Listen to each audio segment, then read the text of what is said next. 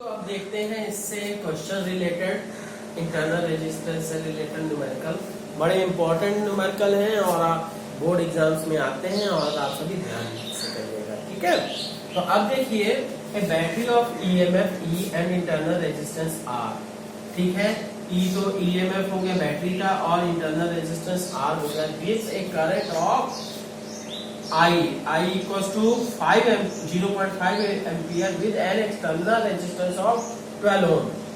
ठीक, and current of this with external मतलब case first में, केस फर्स्ट दो केसेस में लगाया गया। एट फर्स्ट केस में एक्सटर्नल रेजिस्टेंस क्या है कि R की वैल्यू अगर 12 ओम है तो करंट कितना है 0.5 एम्पियर।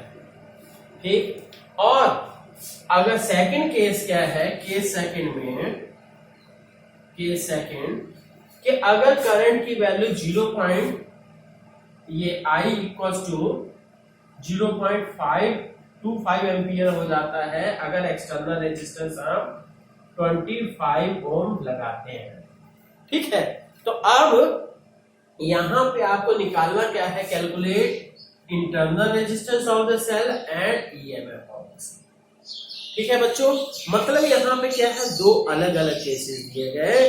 पहली केस में अगर सेल को लगाया जाता है इतना एक्सटर्नल रेजिस्टेंस दिया गया तो इतना मतलब 0.5 एम्पियर हो रहा है, और अगर सेकंड केस में इतना हो रहा है। ठीक, तो अब क्या है, हम सॉल्व करते हैं।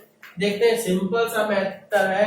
केस फर्स्ट के लिए आपको पता होना चाहिए E इक्वल टू क्या, E इक्वल टू ये आप पढ़े हो अभी I into R plus small r। ठीक है, तो ये तो इसका मतलब E की वैल्यू तो पता नहीं, I पता है फर्स्ट केस के लिए कितना 0.5 एम्पियर, और R की वैल्यू कितनी है, R equals to 12 ohm plus small r. This is the first case. Case second के लिए हम कर देते हैं केस सेकंड, तो E equals to I into R plus small r। ठीक, तो यहां से E फिर से E पता नहीं, I की वैल्यू कितनी 0.25 एम्पियर, कैपिटल R की वैल्यू 25 ohm और R। This is the case second. Now equate the both from 1 and 2, दोनों का इक्वल कर देते हैं तो 0.5 12 plus R equals to 0.25 25 plus R। तो अब ये क्या है, ये कट जाएगा तो यहां मतलब इधर 2 आ जाएगा, तो ठीक 2 into 12 plus R equals to 25 plus R। तो अब क्या करेंगे, तो R की वैल्यू निकाल दीजिए। स्मॉल r की वैल्यू निकलेगी 24 plus 2R equal to 25 plus R, तो R इक्वल टू 1 ओम। ठीक है, इंटरनल रेजिस्टेंस की वैल्यू आ गई 1 ओम। अब इसके बाद क्या है, हम देखते हैं क्या कि ईएमएफ कैसे निकालेंगे। तो यही सिंपल सी बात है, फ्रॉम इक्वेशन नंबर 1 से E की वैल्यू हम कैसे निकालेंगे, R की वैल्यू पुट कर देते हैं 0.5 12 प्लस स्मॉल r की वैल्यू 1, तो मतलब 0.5 इंटू 13, तो क्या हो जाएगा 6.5 सॉरी वोल्ट है ना, मतलब ये। ठीक है, तो अब बच्चों अब ये देखिए, ये क्वेश्चन है सीबीएसई बोर्ड एग्जाम का है। ठीक, तो ये मतलब वोल्टेज एक्सिस हो गया और ये क्या है, करंट एक्सिस हो गया, ये ग्राफ दिया हुआ है। ठीक, तो अब यहाँ पे आपको कुछ क्वेश्चन दिया गया, find the EMF of the cell. First thing EMF निकालना है सेल का, second maximum current obtained from the cell, और थर्ड क्या है, इंटरनल रेजिस्टेंस, मतलब ई आई और आर। ठीक, ई हो गया है और आई मैक्स हो गया है और तीसरी चीज स्मॉल आर हो गई। ये 3 चीजें निकालनी है। कैसे निकालेंगे? ठीक है, तो बच्चों एक चीज मैं कहूंगा कि जितने भी न्यूमेरिकल मैं कराता हूं उनकी प्रैक्टिस बढ़िया से कीजिए, क्योंकि मोस्ट इंपॉर्टेंट क्वेश्चन ही मैं करा रहा हूं। ठीक है, तो ये ध्यान रखिए। और ये देखिए, सबसे पहले हम क्या करेंगे, इस ग्राफ को कंप्लीट करेंगे। तो ये मतलब ये आप देखिएगा, ये ग्राफ यहाँ पे जा रहा है। Is that clear? तो इसका मतलब ये 1.2 और 1.6 के बीच में है। इसका मतलब आप कह सकते हो ये क्या है, 1.4। क्लियर? 1.4 वोल्ट पे किसको काट रहा है? वोल्टेज एक्सिस को। ठीक, तो अब पहली बात कि आपको पता होना चाहिए, since E equals to V plus IR। ठीक, if I equals to 0 then E will be equals to V।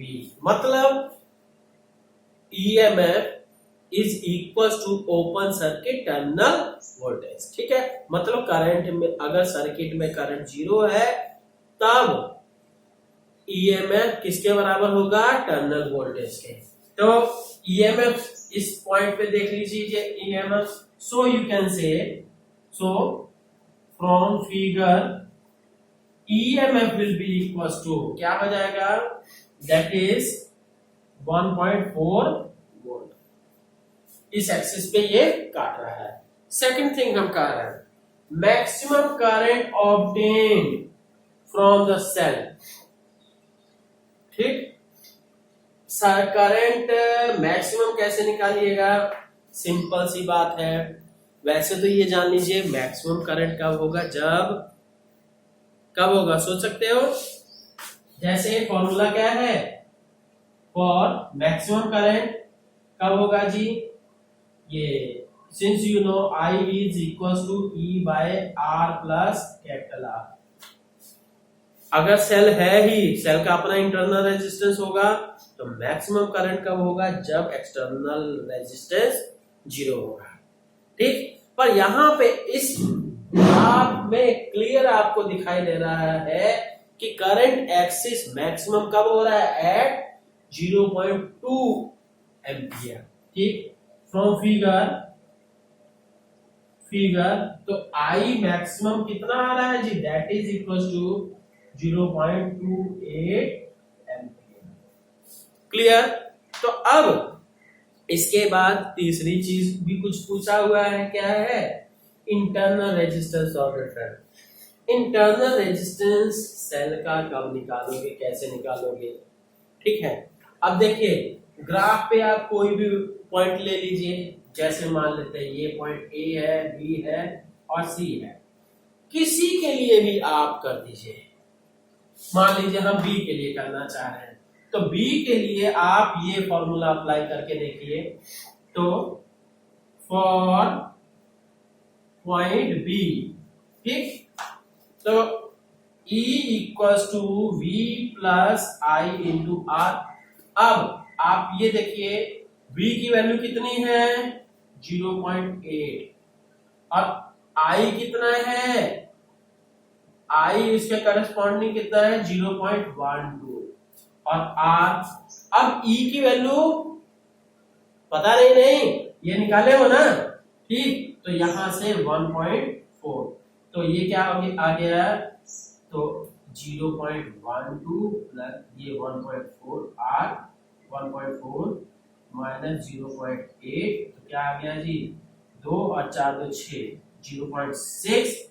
तो R equals to 0.6 divided by 0.12, तो 60/12, तो 5 ओम। ठीक है बच्चों, तो इस तरह से आपका ये क्वेश्चन हुआ। हाँ, ये है, फिर से मैं सजेस्ट करूंगा स्टूडेंट्स कि आप और भी न्यूमेरिकल्स करिए।